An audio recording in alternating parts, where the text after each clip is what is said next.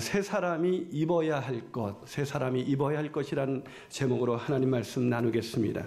여러분 어린 적에 읽은 책 중에 벌거벗은 임금님이라는 책이 있을 것입니다. 가난한 수성공의 아들로 태어나서 초등학교도 제대로 다니지 못했지만 세계적인 작가로 우리에게 잘 알려진 안데르센이 쓴 명작 중에 명작입니다. 아시는 것처럼 내용은 이렇습니다. 옛날에 허영에 들뜬 한 임금이 있었습니다. 옷자랑에 눈이 먼 그 임금님을 골탕 먹이려는 그 사기꾼들이 등장하죠. 그래서 이 사기꾼들이 임금님, 우리가 세상에서 아주 가장 호화롭고 멋진 옷을 하나 만들어 드리겠습니다. 그러자 임금은 좋아가지고 빨리 만들어 달라고 그 허영의 값을 지불했습니다. 근데 이 사기꾼들이 말하길, 그런데 임금님, 이 옷은 너무나 신기하고 놀라워서 바보들의 눈에는 보이지 않습니다. 절대로 보이지 않습니다. 그런가? 어서 빨리 만들어주게. 그래서 옷을 만들게 됐죠. 만드는 신용만 했고 드디어 완성하는 날이 왔습니다.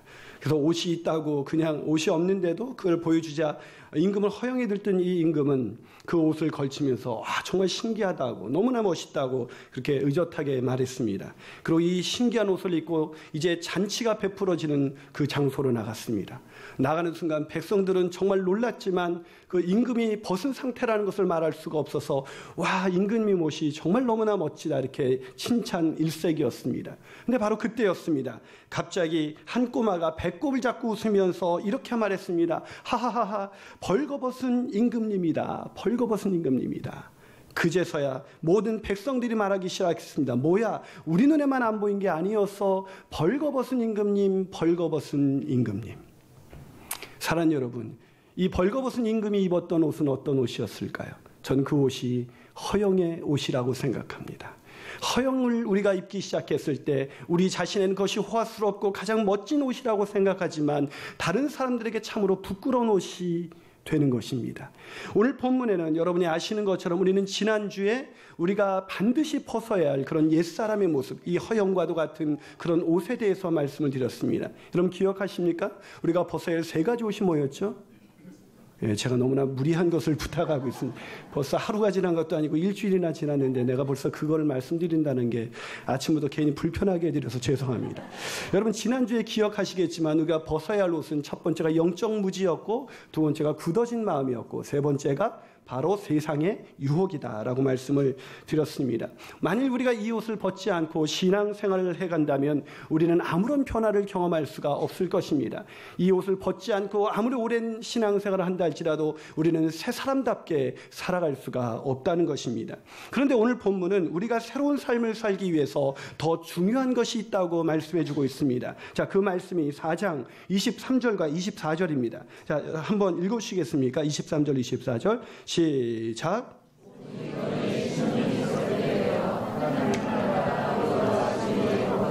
지으심을 받은 뭘 입으라고요? 새 사람을 입으라는 것입니다. 무슨 말입니까? 우리가 새 사람답게 살기 위해서 중요한 것은 벗어야 할 것을 벗어야겠지만 더 중요한 것은 우리가 입어야 할 옷을 반드시 입어야 한다는 것입니다.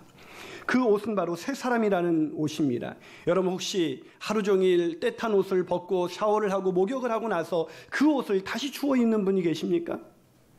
물론 가끔 그런 분들도 계시더라고요. 그러나 보통 사람 같으면 우리는 어떻게 합니까? 다시 새로운 옷을 주워 입지 않겠습니까? 새 옷을 꺼내 입는 것이 당연한 것처럼 우리가 벗어야 할 옛사람을 벗어버렸다면 이제 반드시 하나님이 예비하신 새로운 옷을 입어야 하는 것입니다. 자, 그렇다면 우리가 새 사람답게 살기 위해서 우리가 반드시 입어야 할 새 옷, 그 첫 번째 옷은 어떤 옷일까요? 첫 번째로 그 옷은 정직의 옷입니다. 정직의 옷을 입어야 하는 것입니다. 여러분 기업을 하시는 분들의 이야기를 듣다 보면 기업이 잠깐 잘 되는 것이 아니라 정말 잘 되기 위해서는 무엇보다도 신용이 중요하다고 말합니다. 여러분 이 신용이 무엇입니까? 정직한 사람에게 주어지는 평가, 그것이 신용이 아닐까요? 우리도 잘 아는 도산 안창호 선생님도 이런 말씀을 하셨습니다. 우리 국민이 가장 시급히 해결해야 할 과제는 경제의 부흥이 아니라 신용의 회복이다. 사랑하는 여러분, 지금 이 시대에 말하는 것이 아닙니다. 정말 우리가 먹고 살기 힘든 그 시대 속에서 도산 안창호 선생님은 우리 민족이 회복되어야 될 것은 경제의 부흥이 아니라 신용의 회복이다.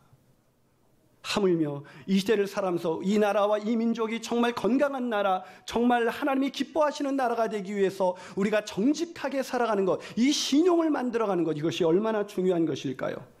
그런데 문제는 우리 사회 이 신용의 문제가 얼마나 뿌리 깊게 썩어 있는지 여러분 아시는 것처럼 최근에 부산 저축은행 비리에서도 알 수 있듯이 정말 사건이 터질 때마다 우리가 경악을 금치 못하는 것은 이런 정직의 문제가 우리 사회에는 아직도 뿌리 깊게 내리고 있지 못한다는 것입니다. 그런데 이 문제가 그런 믿지 않는 사람들의 문제면 좋겠는데 오늘 본문에 보니까 놀랍게도 사도 바울은 에베소 교인들에게도 이 거짓의 문제가 있다고 지적해주고 있는 것입니다. 자, 25절 보세요. 자, 25절 한번 읽어주시겠습니까? 시작. 그런즉 거짓을 버리고 이는 우리가 서로 지체가 납니다. 무엇을 버리라고요? 거짓을 버리라. 그리고 무엇을 말하라고요? 참된 것을 말하라. 무슨 말입니까? 지금 에베소 교인들이 자신의 체면과 이익을 위해서 상대방을, 자신의 지체가 된 형제를 거짓말로 음해하고 비난하고 모함하고 있다는 것입니다. 여러분, 이게 새로운 모습이라고 할 수가 있어요. 아니, 어떻게 믿는 사람이 거짓말을 꾸며서 다른 사람을 고소합니까? 그런 일들이 에베소 교인들 가운데 일어나고 있었습니다. 그래서 사도 바울은 너희들이 정말로 예수를 믿는 새 사람이라면 그 새 사람답게 살아야 할 첫 번째 사인은, 첫 번째 입어야 할 옷은 정직이다라고 말해주고 있는 것입니다. 여러분, 이 정직하게 사는 것이 성경에서 얼마나 중요한 본문인지 이걸 한결같이 강조하고 있습니다. 자, 14절, 잠언 14장 2절을 한번 읽어보실까요? 잠언 14장 2절 화면에 나와 있습니다. 시작. 정직하게 행하는 자는 여호와를 경외하여도, 여호와를 경외하는 사람의 특징이 뭐예요? 정직하게 행하는 자. 여호와를 경멸하는 자의 특징이 뭐예요? 그것은 여호와를 패역한다. 이것은 거짓을 말한다는 것입니다. 자, 한 절 더 보실까요? 14장 9절입니다. 잠언 14장 9절 읽습니다. 시작. 정직한 자에게 뭐가 있다고요? 은혜가 있다. 왜 우리가 은혜를 받지 못하는 것일까요? 그건 우리가 정직하지 않기 때문입니다.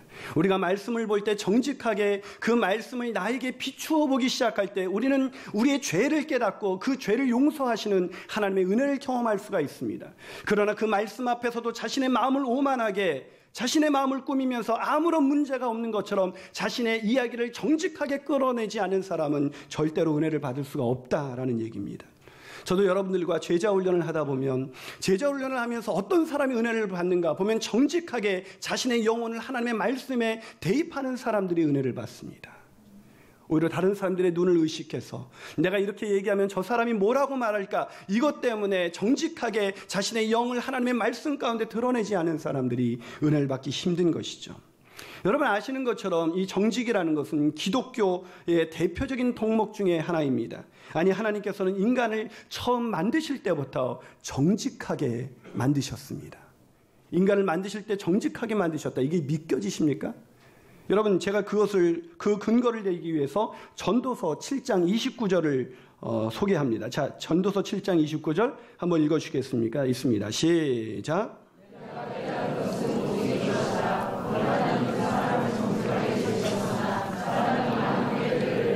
자, 하나님은 사람을 어떻게 지으셨다고요? 정직하게 지으셨다. 그런데 사람들이 꾀를 낸 것이다. 여러분, 인간이라는 존재가 처음에 지어질 때부터 하나님이 정직하게 만든 존재라는 사실, 놀랍지 않습니까? 우리가 왜 그런데 이 정직이 깨어져서 우리는 거짓말을 밥 먹듯이 하게 되는 존재가 된 것일까요? 그건 바로 죄 때문입니다. 죄가 어떻게 들어왔습니까? 사단이 바로 이 뱀으로 위장하고 들어와서 아담과 하와에게 무엇을 꾸몄습니까? 네가 이것을 따먹으면 하나님과 같이 되리라는 그런 거짓을 통해서 죄가 들어온 것이 아닙니까? 다시 말해서 정직하게 지은 우리의 영혼을 깨뜨린 사단의 첫 번째 공격은 우리가 다시는 정직하게 살지 못하도록 우리를 거짓의 아비인 사단이 우리를 거짓의 총으로 만들어버린 사건, 그것이 바로 죄입니다. 저는 그래서 그런지 어렸을 때부터 제가 참 사람들 믿기가 힘들었어요. 사람 믿기에 특히 힘들었던 이유가 교장 선생님을 도대체 믿을 수가 없는 거예요. 이 교장 선생님께서 아침마다 조회를 하시는데 조회를 하시면 늘 끝으로 이러세요. 근데 한 번도 끝난 적이 없어요. 그냥 끝으로 한 다음에 또 첫째, 둘째, 셋째, 끝으로 또 하고 첫째, 둘째. 이게 얼마나 반복되는지 저분은 정말 끝이 있는 것일까? 뭐 이런 생각을 해봤죠. 또 여러분 장사하시는 분들도 늘 미치고 판다는데 그 다음에 보면 빌딩 짓고 뭐 이래요. 어떻게 미치고 파는데 장사에 빌딩을 짓는지 이해가 안 돼요. 또 연예인들은 어떻습니까? 스캔들 터지면 그냥 아는 오빠 사이다. 근데 왜 아는 오빠하고 그 멀리 여행을 가서 뽀뽀를 하고 난리를 칩니까? 혹시 여러분 아는 오빠와 뽀뽀를 하고 계십니까? 이게 믿어지지 않는 것이죠. 뭐 그뿐입니까? 뭐 선생님들도 마찬가지예요. 선생님들도 참 믿기가 힘든데 가르치시면서 꼭 하는 말씀이 이거 시험에 꼭 나온다. 안 나와요. 안 나와요. 한 번도 나온 적이 없어요. 제가 열심히 보는데도. 또 친구들은 어떻습니까? 너만 알아? 다 알아요. 저만 그거 비밀 지켜주려고 이렇게 숨기고 있었다가 애들이 너 날 못 믿냐? 오히려 이런 얘기를 들은 적이 한두 번이 아니죠. 이 엄마들은 또 어떻습니까? 엄마들도 마찬가지. 엄마들이 애들한테 이 거짓을 처음부터 가르쳐줘요. 뭐 전화 오면은 있으면 있다는데 엄마 없다 그래? 아니 있는데 애들이 어렸을 때부터 엄마가 거짓말을 가르쳐주는구나. 이거를 배우게 되는 것이죠. 사랑 여러분, 인간은 정직하게 지음을 받았습니다. 우리가 정직해야 합니다. 하지만 이것이 얼마나 힘든 일입니까? 사실 오늘 본문을 성경을 준비하면서 설교를 준비하면서 제가 나는 과연 정직한가라는 이 질문 가운데 나는 내가 하고 있는 거짓말들이 한두 가지가 아니라는 사실을 제가 다시 한번 깨닫습니다. 참 무거웠어요. 설교를 준비하면서. 저도 뭐 아빠 없다 그래 뭐 한 적 많았죠. 그래서 애들이 한 번만 거짓말하면 너 눈 똑바로 쳐다봐. 거짓말 했어 안 했어? 막 이러고 뭐 자기는 거짓말 밥 먹듯이 하면서 애한테는 막 그렇게 막 진행하는 것이죠. 참 정직한다. 어려운 일이 되어버렸습니다. 거짓의 아비인 사단의 유혹에 떨어져서 그 사단으로부터 거짓말을 배운 인간, 그래서 정직이 깨어진 영혼들이 이 안에 그리스도께서 하나님께서 성령께서 우리를 정직하게 새로 창조하지 않으시면 우리가 정직하게 살아갈 수는 없다는 것입니다. 이에 대해 제가 좋아하는 위렌 위얼스비라는 목사님은 정직의 위기라는 책에서 이렇게 우리에게 도전하고 있습니다. 하나님께서는 이미 우리들에게 이 세계에서 이룰 수 없는 다시 없는 특권을 복음으로 주셨습니다. 그러나 정직하지 않고는 이 권리를 제대로 누릴 수가 없습니다. 저와 함께 엎드려 주님을 경배하며 주님, 제가 바로 그 부정직한 자입니까? 라고 말하기를 바랍니다. 거기에서부터 참된 정직은 시작됩니다. 거기에서부터 우리가 얼마나 부정직한 자인가를 고백하는 그 순간부터 하나님께서 우리를 정직한 영혼으로 만들어 가실 수가 있다는 것입니다. 저는 이 아침 저와 여러분이 부정직한 인생을 살아왔다 할지라도 그것마저 숨기는 부정직한, 그래서 아예 새 사람을 입을 수 없는 그런 멸망의 길로 걸어가는 것이 아니라 우리가 오늘 이 순간부터 우리의 부정직을 하나님께 아뢰며 시간이 흐를수록 점점 정직한 인생 살아가게 되시기를 주님의 이름으로 축원합니다. 한 발 더 나가서 우리가 새 사람답게 살기 위해 우리가 입어야 할 것은 무엇일까요? 그것은 바로 나눔의 옷을 입어야 한다는 것입니다. 나눔의 옷을 입어야 한다. 자, 과연 그런지 28절을 여러분 다시 한번 읽어주시겠습니까? 자, 28절입니다. 시작.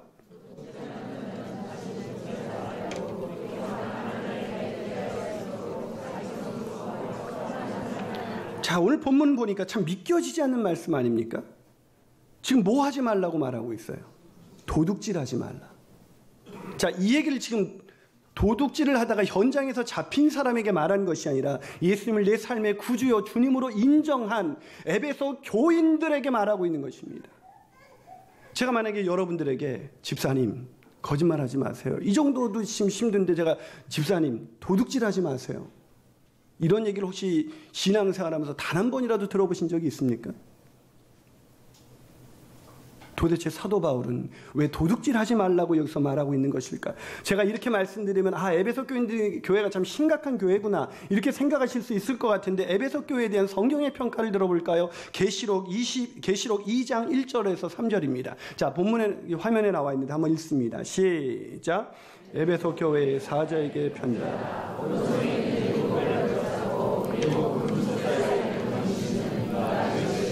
내가 내 행위와 수고와 내 인내를 알고 또 악한 자들을 자칭 사도라 하되 아닌 자들을 시험하여 그의 거짓된 것을 내가 드러낸 것과 또 내가 참고 내 이름을 위하여 견디고 게으르지 아니한 것을 아노라.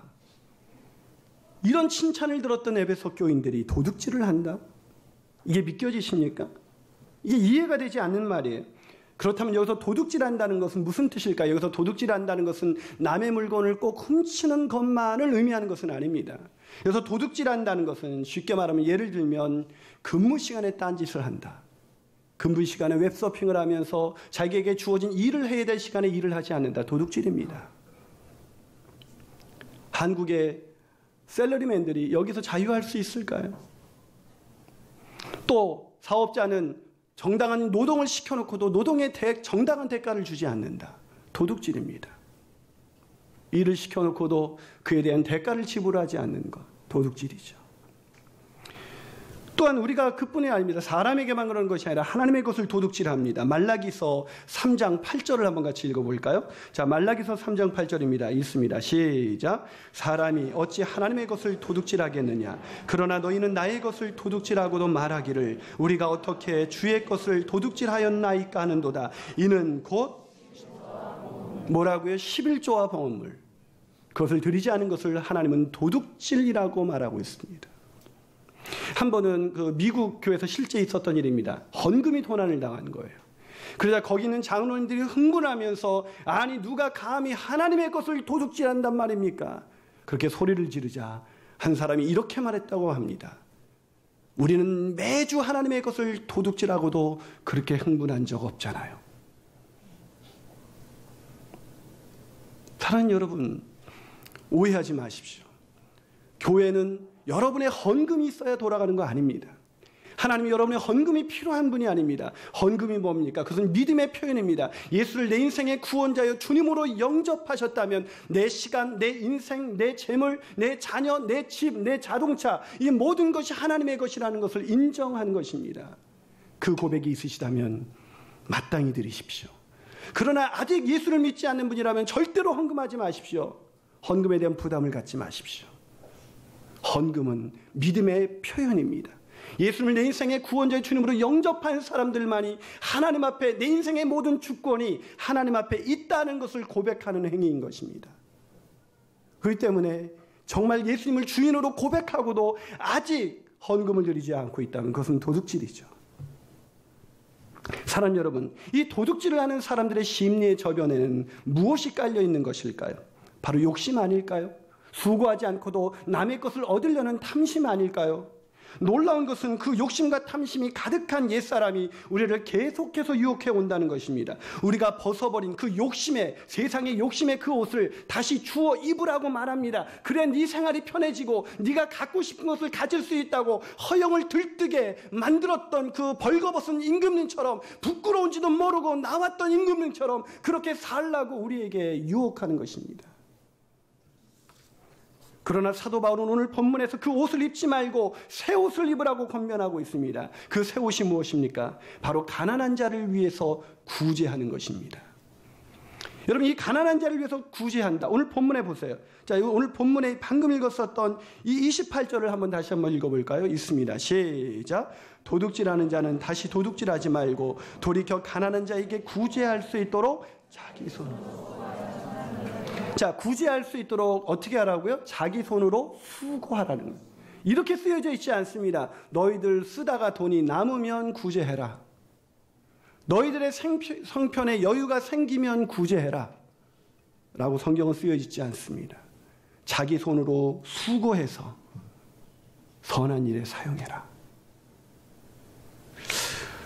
제가 청소년 사역을 오랫동안 했지 않습니까? 제가 청소년 아이들한테 늘 했던 말이 이겁니다. 너희들 부모님들이 늘 하는 말씀 중에 하나가 공부해서 남 주냐는 얘기를 한다. 그러나 그 말은 정말 맞는 말이다. 공부해서 남 줘야 된다. 너희들은 공부해서 자기가 갖기 위해서 사는 사람들보다 그래서 더 열심히 공부해야 되고 더 최선을 다해서 공부해야 된다. 공부해서 남 주는 것이 크리스찬 라이프예요. 제가 이번 주에도 참 페북을 하면서 기분이 참 좋아졌어요. 이제 5,000명이 얼마 남지 않았습니다. 친구가 4,000명이 넘어가지고 저도 친구가 그렇게 많은지 처음 알았습니다. 근데 그 페북에 제 제자 하나가 이번에도 글을 올렸는데 목사님 저는 중학교 시절만 되면 목사님께 감사가 돼요. 그래서 내용은 이렇습니다. 제가 그때 설교할 때 아마 저도 기억이 안 나는데 그 녀석 말에 의하면 내가 어떻게 아마 왜 살아야 되느냐는 질문을 던진 것 같습니다. 그러자 그 녀석이 먹고 살기 위해서죠 라고 대답을 했는데 목사님이 단호하게 먹고 살기 위해서 살아서는 안 된다라고 얘기했다는 거예요. 그것이 아직도 자신의 가슴 속에 남아있다는 거예요. 그 아이가 서울대를 가서 지금도 남을 위해서 봉사하고 있습니다. 지금도 봉사활동을 떠났어요. 이 여름에. 사랑하는 여러분, 크리스찬 라이프, 새 사람의 인생, 그것은 내가 내 것을 위해서 사는 것이 아니라 내 모든 것이 주님 것이기 때문에 내 손으로 수고하는 것이 아니라 주님이 주신 건강함을 가지고 수고하여 나눔의 옷을 입는 사람, 그 나눔을 펼치는 사람들, 우리는 그 사람을 가리켜서 크리스찬이라고 부르는 것입니다. 저는 오늘 설교를 마치면서 제가 좋아하는 이철환 씨의 대표적인 책인 곰보방에 나온 이야기 하나를 들려드리고자 합니다. 그 책에 축의금 13,000원이라는 글이 있습니다. 내용은 이렇습니다. 10년 전 나의 결혼식 날이었다. 이철환 씨의 결혼식이었어요. 결혼식이 다 끝나도록 친구 형주의 얼굴이 보이지 않았다. 이럴 리가 없는데, 정말 이럴 리가 없는데, 하지만 끝끝내 형주는 보이지 않았다. 바로 그때 형주 아내가 토막숨을 몰아쉬면서 예식장 계단을 급히 올라왔다. 고속도로가 너무 막혀서 8시간이 넘게 걸렸어요. 어쩌나 예식이 다 끝나버렸네. 숨을 몰아쉬는 친구 아내의 이마에는 송골송골 땀방울이 맥혀 있었다. 성민이 아빠는 오늘 못 왔어요. 죄송해요. 성민이 아빠가 대신 이 편지 꼭 전해드리라고 했어요. 그 편지의 내용엔 이런 내용이 쓰여져 있었습니다. 철아나, 형주다. 나 대신 아내가 간다. 가난한 아내의 눈동자에 내 모습도 담아 보낸다. 하루를 벌어 하루를 먹고 사는 리어카 사과 장수이기에 이 좋은 날 너와 함께 할 수 없음을 용서해다오. 사과를 팔지 않으면 성민이가 오늘 밤 굶어야 한다. 어제는 아침부터 밤 12시까지 사과를 팔았다. 온종일 추위와 싸운 돈이 13,000원이다. 하지만 힘들다는 생각은 들지 않는다. 아지랑이 몽기몽기 피어오르던 날 흙 속으로 뚫고 나오는 푸른 새싹을 바라보며 너와 함께 희망을 노래했던 시절이 내겐 있었으니까. 아내 손에 사과 한 봉지 돌려보낸다. 지난밤 노란 백열등 아래서 제일로 예쁜 놈들만 골라냈다. 신혼여행 가서 먹어라. 친구여, 오늘은 너의 날이다. 이 좋은 날 너와 함께 할 수 없음을 마음 아파해다오. 나는 항상 너와 함께 있다. 해남에서 형주가. 편지와 함께 들어있던 10,000원짜리 한 장과 1,000원짜리 3장. 뇌성마비로 몸이 불편한 형주가 거리에서 서서 한겨울 추위와 맞바꾼 돈이다. 나는 웃으며 사과 한 개를 꺼냈다. 형주 이놈, 왜 사과를 보냈대요? 장사는 뭐하러 하려고요? 씻지도 않은 사과를 나는 우적우적 씹어댔다. 왜 자꾸 눈물이 나오는 것일까? 새신랑이 눈물을 흘리면 안 되는데, 다 떨어진 구두를 신고 있는 친구 아내가 마음 아파할 텐데, 멀리서도 나를 보고 있을 친구 영주가 마음 아파할까봐, 아니 엄마 등 뒤에서 잠든 아가가 마음 아파할까봐 나는 이를 사려 물었다. 하지만 참아도 터져나오는 울음이었다. 참으면 참을수록 더 큰 소리로 터져나오는 울음이었다. 사람들이 오가는 예식장 로비 한가운데서. 사랑하는 여러분, 이철환 씨와 형주 씨의 이야기 속에서 제가 진정한 교회의 모습을 발견했다고 하면 지나친 것일까요? 서로를 사랑하기에, 그런 추위 속에서 그 불편한 몸을 이끌고 하루 온종일 추위와 싸웠던 그 돈을 사랑하는 아내의 봉지, 사과 한 봉지에 담아서 보냈던 친구의 모습. 서로 사랑하기에 서로 용납할 수 있고, 서로 사랑하기에 서로 나눌 수 있고, 서로 사랑하기에 서로를 정직하게 세워줄 수 있는 교회. 그 교회가 우리 교회였으면 참 좋겠습니다. 그런 교회 만들기 위해서 아직 용납하지 못한 사람이 있다면 용납하십시오. 그리고 아직 나누지 못하고 내 것 주기 위해서 몸부림치며 살아오셨다면 나누십시오. 저도 도저히 겁나서 과연 내가 이룰 수 있을까 하는 너무나 위대한 말씀이지만 우리 부정직을 인정하면서 하나님 앞에 주님 내 안에 정직한 영을 채워 주시옵소서. 그 어느 날 우리가 주님 앞에 서는 그날 우리 교회가 이 형주 씨와 철한 씨처럼 아름다운 그런 가족이었으면 좋겠습니다.